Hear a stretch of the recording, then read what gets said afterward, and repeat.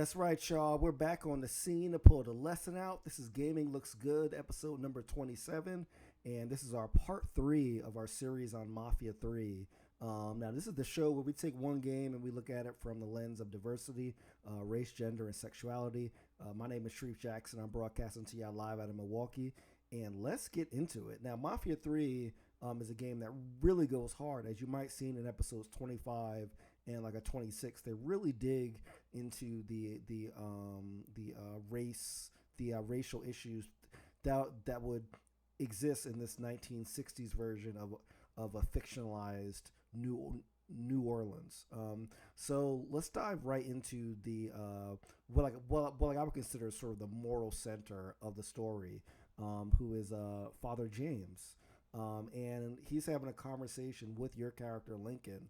Now, Father James is like kind of been like, you know, one of your mentors after Lincoln got out of the Vietnam War, and like he went back to the black mob led by Sammy, who like, you know, obviously was like killed and betrayed in the previous games. And of course, you guys know there's massive spoilers in all of my videos, so gotta say that again because people have been getting at me about that. So let's go listen to Father James's view on seeing evil in the world, and on like how like his view of like races actually working together for a common cause is. I look at you, I see who you were. A little boy who didn't have much, but who also wasn't angry about it. A little boy who shared, who laughed, who just enjoyed being. I wonder what happened to him. He finally realized how things work. Is that so? How many times was the orphanage vandalized by rednecks?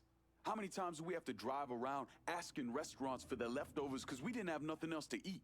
Did we have to deal with racist assholes? Sure. But whenever they did something, folks come around and help us. White, black, Baptist, Lutheran, you name it. You know how all you boys got new jackets on Christmas? Those came from an old white woman, a Calvinist. She spent the entire year making them. If all is evil, it's all you ever gonna see. Yeah, so Father James again kicking the knowledge, like he's saying like, yo, you had white people help you know what I'm saying, in your life. So even though this is the 60s, it's a bad time for you know, for everybody really, except for like rich white men. You know, like you still can't have this blind view that black is good and white is bad, right? So I thought that like a Father James really serves as sort of a way, I feel like, for Lincoln Clay to reflect on himself. The one thing that kind of bothers me is that Lincoln doesn't state a lot of the things that I think Father James does. So like you can easily play this game and get a sense that Lincoln doesn't have some of the remorse and the thoughtfulness that like Father James shows. And I think that he's supposed to be like that angel on your shoulder thing, but you know, it's just something that I feel like I wish that the main character actually talked about like himself. Now, speaking of like evil, this game actually takes things that you would expect it to have, like segregation and you know, police harassment, and actually builds it into the game mechanic. So let's actually see what happens when you actually go into a segregated establishment. I gotta go. So first of all, it comes up as trespassing and loitering, and you actually get this tooltip that like says, yo, some people aren't serving black people and they will call the cops on you if you stay. It's a small thing, but you know, if you're somebody that's like playing this, you don't really understand what segregation is. You know, that it's not just that people are mean to you or like something like that. I feel like this is a good way to actually build it into the mechanic, and like I really say, hey, if you don't want the cops here, don't loiter it. And that messes with you because your physical being in a store is actually a crime, you know. So let's check out how that actually looks when there's people. So now my mom expects me to call every week. Here we go. So I run into this place. I don't even see that no colored allowed sign on the right because I'm just in the game and like I'm running. And check this out. Excuse you. Yeah, so there's immediately people saying, "Excuse me," and then the guy's like, "You lost, boy," and yo, that just it just chills. It chills because I can't imagine not being able to go in any store that you want without being harassed by both the people there and the ownership, because that guy actually ends up calling the cops on me, as you'll see here. Well, actually, first I leave, and then he says, "Don't come back."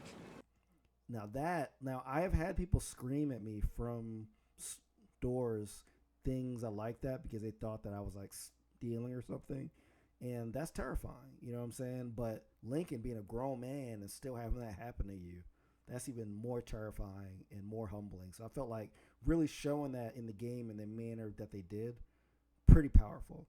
Now let's see actually how these phone calls work.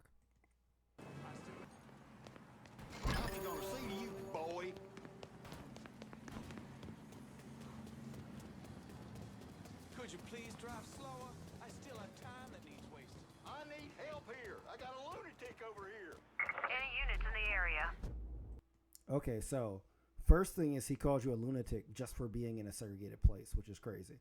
Second, there's this tooltip here that actually says police response depends on your neighborhood, and it says they will take longer to respond in poor black neighborhoods, and they respond quicker in rich white neighborhoods. So that's actually built into the response. Into the mechanics. In these games, like you normally want to do crimes and avoid cops, and this is actually saying that it depends on like where you are and like actually teaches you, because that still happens now. Trust me. If I go to like a rich white area of like Milwaukee and I commit a crime, it'll be a whole different like response than if I do it in like an area where it's expected to happen. So this is really where I feel like that like disclaimer that Hangar 13 put at the beginning of the game, that like basically that essentially says this stuff is still happening now. It's just not the past. That's what this is, and this is also very, very, very powerful and something I never expected to see in a game, which is sad. But it is what it is. Games haven't really covered this well. So then listen to like the rest of the police call. If you got the time, I got a report of a Negro male loitering in River Row. So the cops are like, "Yo, we got a Negro that's like loitering." You know what I'm saying? So even the cops, because the important thing to understand is segregation is not just the way people feel; it's actually the law, and you can go to jail. And cops actually spend their time that they could be like pursuing real crimes in actually chasing after people that are just going into restaurants. So, it just really pushes that forward, and it really makes it not just a relic of the past, and like I thought that like it was really, really well done here. So let's go from segregation of African Americans and actually look at how the portrayal of the Irish are in this game. Now, Burke, who like ends up being one of your lieutenants, when you first meet him after the prologue with the backstabbing, unfortunately, he's your typical drunken Irish guy, drunken Irish racist, I just say. So let's check out his portrayal. Unless Marcano's hanging around one of these dive bars, I don't think he has too much to worry about. Yeah, go fuck yourself. You got more stones in the likes of you there, a fucking off. A fucking ingrate. Coming to your question, me. You and your kind, you cut and run at the first sign of trouble. You always have, you always will. So obviously he's drunk, but he's still saying some racist shit that he probably even says when he's sober. But he also says, not in this clip, but in a earlier clip, he actually says the word chalky, which I wasn't even like familiar with, which apparently is an Irish slur for black people. But they kind of show him here, he's saying he's like angry and your people always cut and run. So he's either portrayed like that or as like the lovable racist, right? Which I will see in the next clip. But before I get to that, if you saw that sign of frustration on Lincoln's face, I couldn't quite tell if he was frustrated, like not like this motherfucker's drunk and he's saying what he doesn't mean, or is he frustrated because it's something that he's heard all his life, right? And it's just one of those rare points where you actually see Lincoln feel the emotional weight of the racism. I couldn't quite tell. My guess is like probably on the former, because as I said at the beginning, they really don't show him actually that reflective. But let's like check out the other side of Burke, which is sort of like the happy, lovable kind of buddy cop racist. Christ, what kind of booze you people drink over there in Darkyville? Kinda's not called painter's piss. Boy, you ain't lived. Yeah, so like that's kind of you know like they trade this like racial banner back and forth about which race is drinking what like a liquor. So Burke is really there, a lot of comedic support. And I was really kind of sad that that the Irish dude has to be like the drunk funny guy, because usually when I see Irish folk portrayed in like media, that is how they are portrayed, right? So but actually when they talk about his like background, you might get some sense into why he's sort of the mess that like he is, even though he does run the like Irish mob in New Bordeaux. So let's check out some of that background. Thomas Burke came to the States as a boy when his father fled Ireland, likely because of his involvement in the Irish Civil War. After his father died of a heart attack, Burke started running booze to support himself. I mean, he turned bootlegging into an entire industry, and Sal Marcano took notice. Burke worked his way up the ranks, but could never be made because he wasn't Italian. So you see that Burke was pretty much a self-made criminal and then started working for the Italian mob. But just like Sammy couldn't really advance because he was black, Burke also couldn't advance because he was Irish. So maybe some of that frustration, and that drunkenness that Burke actually felt was the frustration that he couldn't advance because of his ethnic background. Now, they don't make that clear in the game. I might be making a little bit of a jump there, but I wish that that was something that they dove into a little more. And it makes you wonder why the developers actually put that background in if that wasn't the case. But it's not really mentioned again, not quite sure. So let's navigate from Burke to what I feel like is one of the most redeeming pieces of narrative that keeps coming back in this game, which is a case of McCree Harris. Two war veterans, McCree and Harris, that were killed by a white guy named Dupree. Now their car broke down, and they were black, and they went to this guy Dupree's house, who was white, and Dupree killed them, right? But when they start talking about all the different angles, it gets really, really interesting when you hear different people's perspectives on it. And I love it because it's a definite shout out to the Renisha McBride case, which is a case that happened now with a woman who, her car broke down and she went up to a guy's house and he killed her, so let's actually hear the different depictions. Let's start with the voice. Hollis Dupree, the white resident of South Actually, let's start with the radio white reporter. Who allegedly killed two colored men in self-defense in front of his home, has been arrested. According to Dupree's defense attorney, pressure from local civil rights leaders and growing national attention on the case is what motivated the DA to file charges. The Korean War veteran has been released on bail pending trial.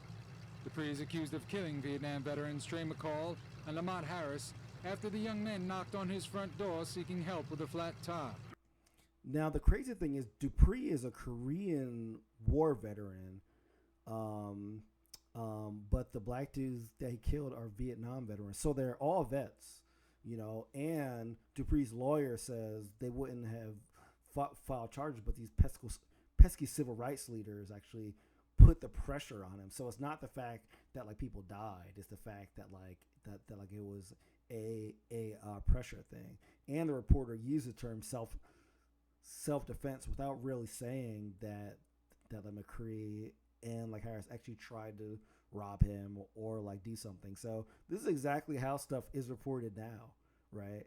I mean, so really frustrating to like hear that and then connect that with all the cases of like black people being killed in the past few years now.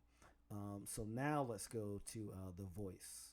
Reality that witnesses not being interviewed by our local press have stated that Lamont Harris was running away and Dupree shot him in the back. The fucking cow.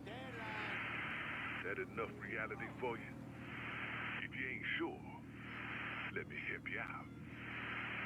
McCall and Lamont Harris were knocking on Hollis Dupree's door to their demise.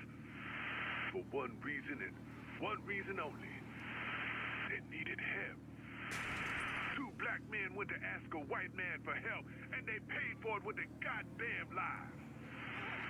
Dupree has his excuses, his reasons. Some try to call it self-defense. Yeah, so like The Voice is like, yo, like this self-defense is bullshit. And he brings new information that you never hear anywhere else in the game, that there's actually witnesses that the press didn't talk to, that they were shot in the back, right? And this is the same thing you hear now, that there's always people that have more information that are not talked to by the cops and not being made part of these cases. So I really identify with this part. So let's hear some more from The Voice. The Black Phantom running around killing white folk. Now, I'm not gonna bury my head in the sand. I know there's something going on out there, but whoever's shaking things up, it doesn't mean it's open season on black men in New Bordeaux. Of course, if you ask a white man, maybe it means just that. The judicial system is at least going through the motions of bringing charges against Hollis Dupree. But that ignores the heart of the problem. Our city has very little heart for black lives, brown lives, female lives, poor lives. Now that I give it a good thing, maybe this Black Phantom is exactly what we need. Whether right or wrong, this person cannot be ignored. And there's something to be said for that. You listen to folks singing hymns and protesting, then you go on with your day. But bullets, baby. Bullets get you heard. So maybe what we're really looking at is open season on the white man. Do not ignore these young men who've been murdered in cold blood on our streets. There's only so long before the folks getting beat. Stand up and start doing the beating. And when the holler speaks, you better fucking listen. Now, I played that whole thing because there was so much in it that connects to you as a player, right? Because Lincoln Clay, your character, is that Black Phantom that's like killing people, right? And you're not only killing white people, but, you know, basically what The Voice is setting up and what you hear from other sources is that they're just black guy killing white people, so white people are being extra defensive and killing black people in retaliation, right? And he basically, and The Voice says, yo, just because this Phantom is out there killing people, it doesn't mean it's open season on black folk, right? But at the same time, he says he takes your actions and like says, hey, this is actually getting more notice than some of the nonviolent protests and hymns that we also see, right? Because obviously The Voice is like kind of a like revolutionary dude, but he still brings up a great point, and it really makes you reflect on your actions. Once again, I wish Lincoln Clay actually spoke about this himself, but as the player, it makes me question. I know I'm on this revenge tale where I'm out to kill Sal, who killed all my friends and my basically my father figure, but that's also at the expense of other people in my neighborhood that are getting killed and like harassed because white people are attacking people that might not be the badass I am. but it's because of my actions. You know, so really, really meta stuff. I really love this. Now, it is something that kind of requires you to sit down and really listen to these radio things. But if you do, the payoff is so huge, and there's a mission that ties directly to this that won't be covered in like this video, but we should cover it in part 4. So now let's see a little more of how this Dupree case is like actually talked about by some other sources. This is New Bordeaux News with an update in the Hollis Dupree trial.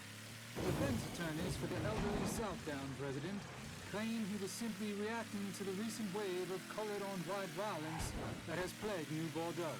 The defense also painted a damaging portrait of one of the victims, Trey McCall. He apparently spent time as a teenager in juvenile hall for undisclosed crimes. Dupree's defense is being paid for following an outpouring of public support for the Korean War veteran. Now when I heard that, I literally had to pause the game because it pissed me off. Because first of all, they're victim blaming the dude that just got killed by like saying, well, he had a juvie record, as if that somehow justifies his like killing. And they talk about how Dupree's bail was paid by folks. So it like reminded me of like people like George Zimmerman and these other folks that end up having these GoFundMe accounts where like people just pay them because they got justice and they defeated like a black person. So man, this really angered me, even though this is fictional. It's obviously based on real, there was obviously cases like this that happened all throughout the 60s, 70s, 80s, 90s, aughts, and what are we in the 10s? Is it the 10s, 2010s? I don't know. So that really angered me, and it really affected me outside of the game as well. Now let's hear a final source, actually Cassandra, talk about this case as well. And that's what I love about this, is it really encapsulates all these different characters in the game. You heard about the trial? Trey McCall's mother was just in here the other day. No parent should ever have to see that child pass on.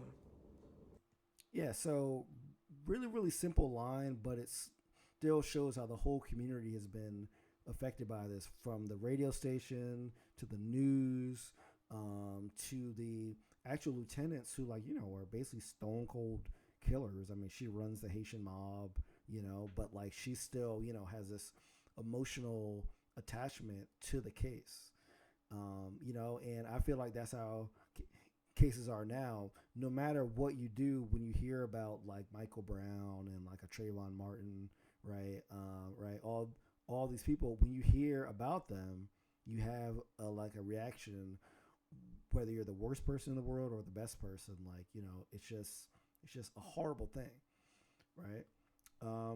So now let's go to another female character that was introduced here, Nikki, who is actually Thomas Burke's, the like drunk Irish dude's daughter. And her reaction with like Lincoln I found very interesting. So let's go check that out. Butcher and his boys are right behind me. You sure? If there's one benefit to being your miserable daughter, it's I know what a posse of Dago assholes out for blood looks like. I'll call them out with a spotlight on the water tower. Okay, so she's apparently a badass, right? Like she's basically going there, giving directions and dissing her dad and like all that shit. So I liked her from like the get-go. And then after you defend all you guys, she has a really intimate scene with Lincoln. So let's check that scene out. Looked like he went pretty quick. God damn it. I hate this fucking town.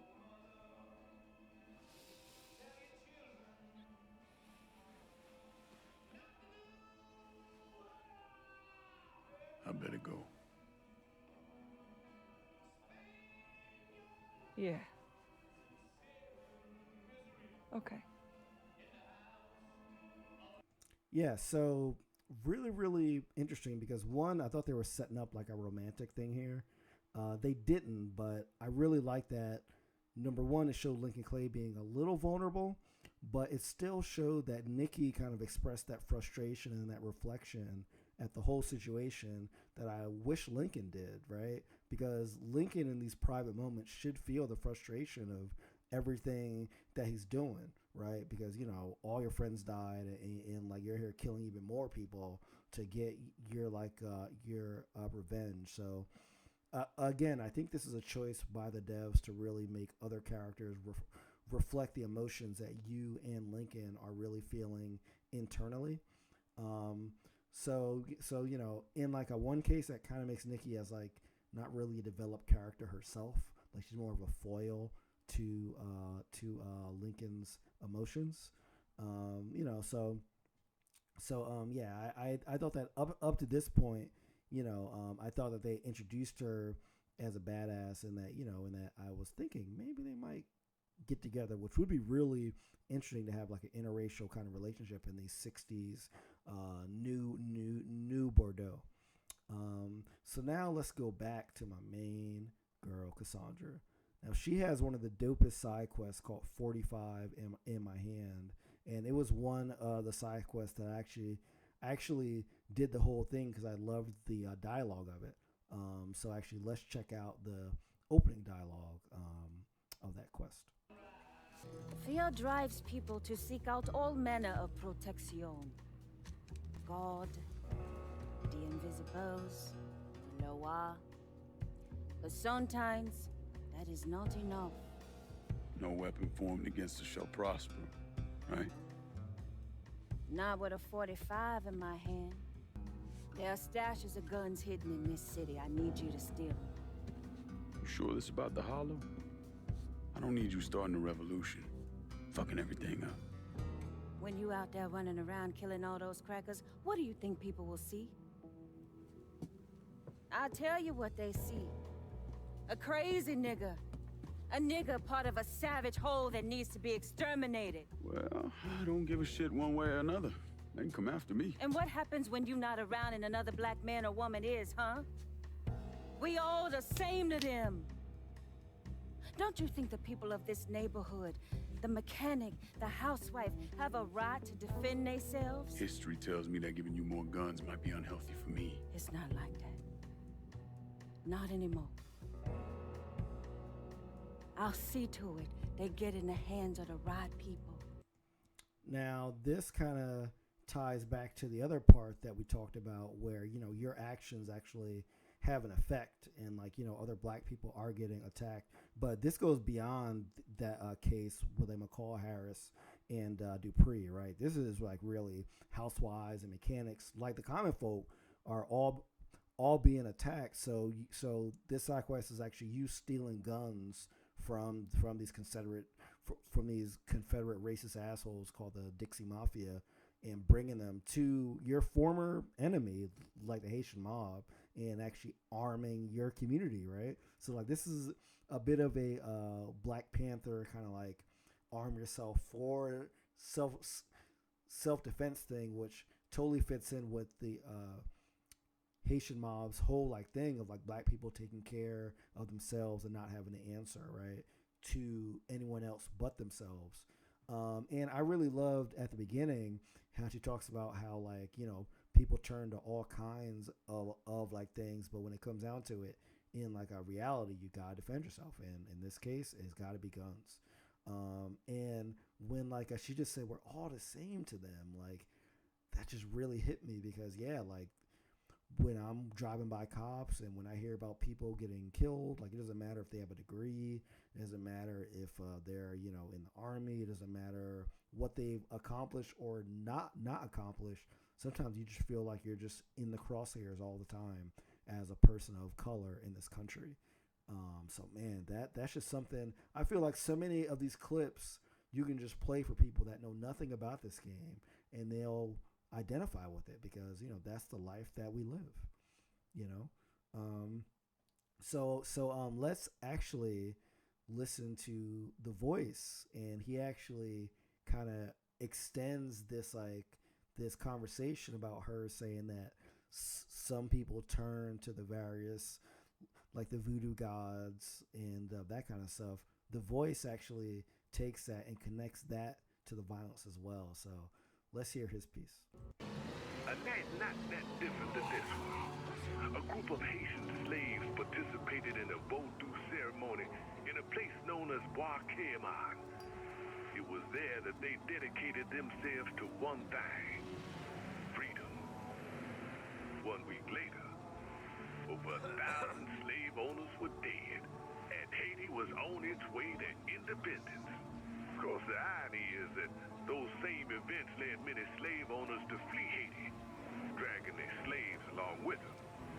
And where do you think they all ended up? Yep, right here in New Bordeaux. Now, since arriving in New Bordeaux, the slaves, our ancestors, had their voodoo faith quite literally beaten out of them.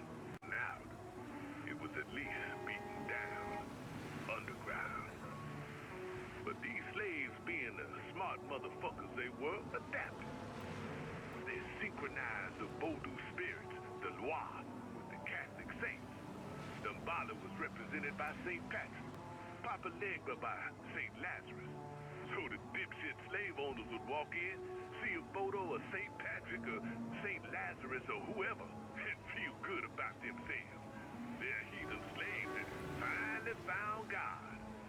But in reality, they were continuing their traditions as usual, hiding in plain sight. It was smart. So tonight, I sit here wondering how many fighters are out there hiding in plain sight. How many of you are willing to look back and reconnect with a past you may have never known? There's a revolution going on here in New Bordeaux. It's time for each of you to pick a side. Of course, you could choose to turn a blind eye to what we're saying tonight. But I'll leave you with this. When the holler speaks, you better listen. So he's basically, first of all, he's teaching about the Haitian Revolution, right? Which, you know, if you've never heard of in this game, you could just go learn and like Google it. So there's actual history, even though it's a fictionalized New Bordeaux, there's actual history on that revolution and the fact that like slave owners went to flee that and they brought their slaves to the New World. And, you know, those descendants are in New Bordeaux / New Orleans now. And he talks about how a lot of those slaves kept their traditions by masking them in white traditions such as Catholicism, so that they would just kind of say, all right, our voodoo god is the same as like this saint. So white people would like see them worshiping the saints and think that they actually converted, but at the same time they have their underground kind of religions still there. And that connects directly to what Cassandra was like saying about people turn to like these things because of those original slaves that kept these like religions still going on the underground kind of level. So just really, really dope stuff. And then he talks about how many fighters are out there hiding in like plain sight. Sorry about that. And that's really another shout out to you, right? Because as the Black Phantom, nobody know where you came from. You were just hiding in like plain sight, and like you just went and like appeared, right? And like you're really reconnecting with that past, because he's talking about how the Haitian slaves really did the revolution. Now, in like this case, you are the oppressed person. And are you starting a revolution, or is it just a revenge quest just for you? You know, those are the kind of things that really go through my mind in this game as I'm playing with this like character who, again, is murdering everyone in sight to like get back at Sal, right? But will he start to get this higher consciousness that the voice is like talking about, and like I realizing that your actions have ramifications and that you're actually doing this for the larger Black cause. Lincoln, you know, again, he doesn't really talk about this himself, but I feel like that's why this dialogue is like in here, and it's just brilliant.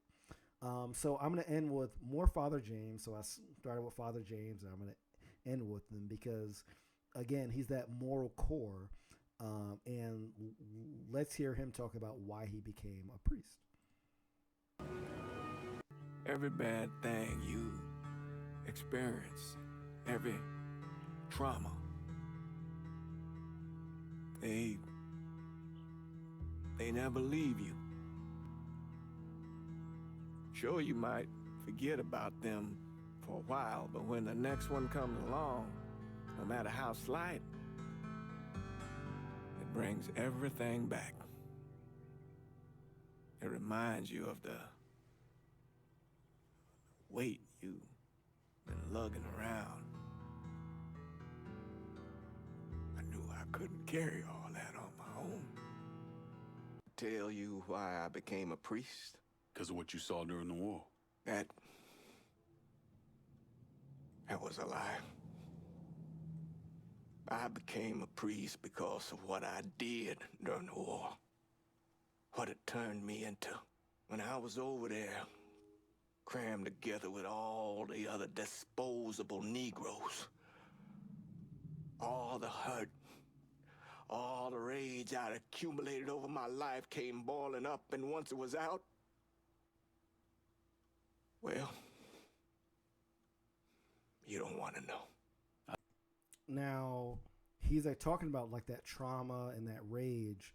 A lot of that comes from just growing up black in this area, right? Like, not only are you dealing with the subtle stuff that we deal with now, but you're dealing with straight up legal segregation, murders, killings, like the Klan, all kind of stuff. So, again, you know, he's not just like talking about the normal stresses of like growing up as like an everyday American in this time. This is specific to people of like color, especially black people in this time. So let's go listen to the rest of what he has to say. I doubt anyone's losing sleep over some dead Nazis. That's not the point. The men I killed, killing them should have meant something to me.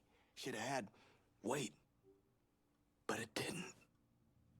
And glimpsing what was buried down inside me, it was too much. I know who I am. I know you do, son. And that's what terrifies me. They say the good Lord only burdens us with what we can carry. But sometimes I wonder if that ain't a lie. You hear about them boys that got shot over in South Downs? Colored, unarmed.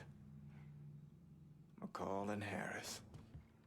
Papers say some white man shot him because he heard there was some scary colored soldier going around murdering white folks. Yeah, so I thought that was a great place to end because he talks about like his own life and then says how that killing lost weight, which again is how I feel as Lincoln, even though Lincoln doesn't mention this in the game. And that's a problem with a lot of these open world games is that you just kill, and there's never any dialogue or a sense of remorse or struggling with that fact. These other characters show that like they are, but Lincoln doesn't, right? And like Father James is like saying, yo, I had to turn to the priesthood because I couldn't deal with that shit. And, you know, and like I lost sense of these killings, right? Whether it's Nazis or not, you know? So like he's given like a alternative path that Lincoln can follow. Now, at this point in the game, I'm like, wow, does this mean that Lincoln might start thinking about it and might actually think about joining like the seminary? You know what I'm saying? After he finishes like his like revenge quest, you know, there's a lot of questions out there. You know, and even Father James is like saying, yo, it might be a lie that they give you what you can carry. Because he's saying he couldn't carry it. It tore him apart. And then he had to, you know, it drove him to like the priesthood. So was that his destiny? You know, there's a lot of questions about fate, about destiny, about racism. And then he ends it by once again reemphasizing the fact that the McCall-Harris case, that they died because Dupree was, well, his interpretation is that like Dupree was scared of, you know, a colored soldier murdering white folks, which again is you, the Black Phantom, causing more damage to innocent people that you might not have actually expected. So once again, y'all, the narrative here is outstanding, and this is where we're going to end, but I promise there will be a video part 4.